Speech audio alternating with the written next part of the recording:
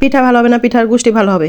Hello everyone, আসসালামু আলাইকুম। আজকে আমি পারফেক্টভাবে পিঠা তৈরি করে দেখাবো। এইভাবে পিঠা করলে আপনাদেরও পিঠা পারফেক্ট হবে ইনশাল্লাহ। প্রথমে আমি 1 কাপ চালের গুঁড়া দিব, তারপর দিয়ে দিব 3 কাপ রুটি খাওয়া ময়দা, তারপরে আবারও হাফ কাপ দিয়ে দিলাম চালের গুঁড়া। এবার দিয়ে দিব সামান্য একটু লবণ, তারপরে খেজুরের গুড় আগে থেকে গলানো ছিল সেগুলো দিয়ে দিলাম, তারপরে দিয়ে দিব কোরানো নারকেল।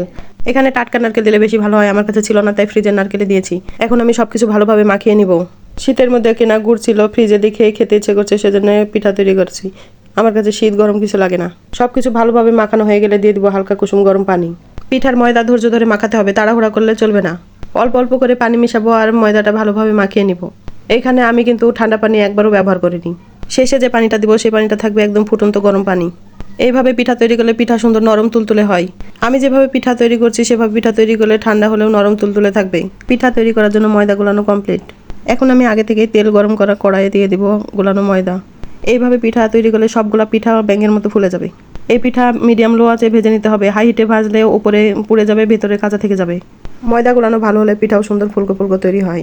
পিঠা তৈরি করতে করতে যখন আমি অধৈর্য হয়ে যাই তখন একটা কড়াইয়ে 2-3টা পিঠা ভেজে নিই। এই টিপসটা আপনারাও ফলো করতে পারেন, দেখবেন খুব তাড়াতাড়ি পিঠা তৈরি হয়ে গেছে।